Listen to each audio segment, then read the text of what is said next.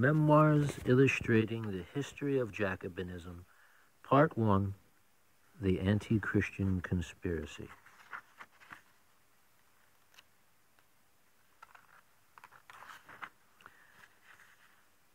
A translation from the French of the Abbé Baruel, the Abbé Augustin Baruel.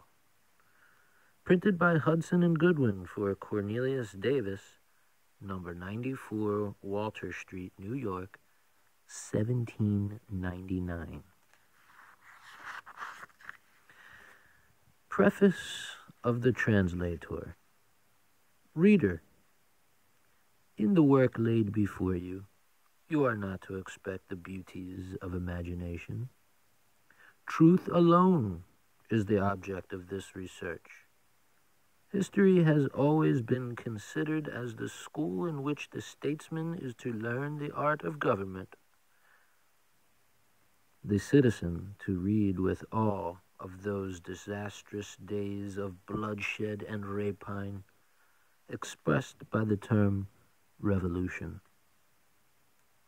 This work will lay open the most terrible and perhaps the most astonishing concatenation of intrigue that has ever entered the mind of man to bring about the dreadful revolution with which all Europe has been convulsed.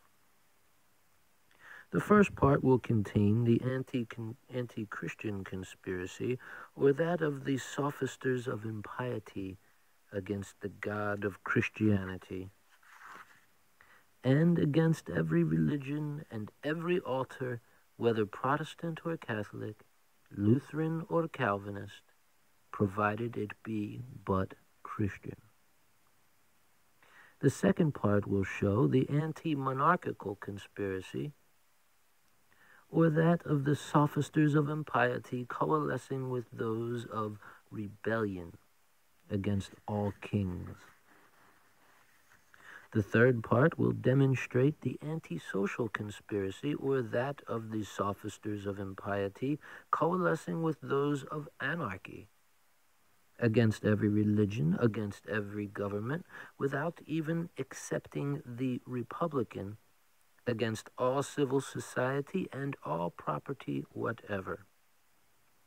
The first of these conspiracies was that of those men called philosophers. The second, that of the philosophers united with the occult lodges of the Freemasons. Footnote: we say occult lodges as the Freemasons in general were far from being acquainted with the conspiracies of the occult lodges, and indeed, many were not people to be tampered with. It might be objected that all lodges were occult. With regard to the public, they were so, but besides the common lodges, there existed others, which were hidden from generality of the Freemasons.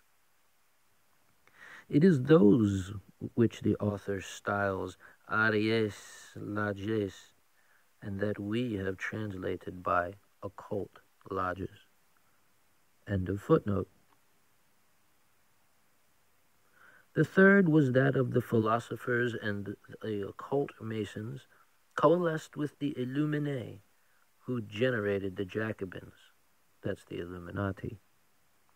It is with confidence that we present the first volume to the public after the approbation which one of the most distinguished authors of the age, both for his political knowledge and the noble ardor he has shown in his writings to subdue the growing evil, was pleased to express when he read the first volume of the French original.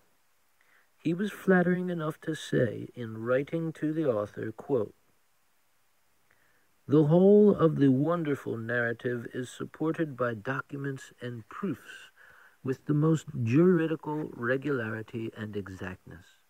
The reflections and reasonings are interspersed with infinite judgment and in their most proper places, for leading the sentiments of the reader and preventing the force of plausible objections. The tendency of the whole is admirable in every point of view, political, religious, and philosophical," unquote. After such a decided opinion on the French original, the translator cannot but think it a duty he has fulfilled in laying such a work open to those of his countrymen who may not be sufficiently versed in the French language, and if in so critical a moment he can, by this means, serve his country, he is willing to take upon himself all those inaccuracies of style which are too frequent in translations, especially when done in haste. That the reader may be instructed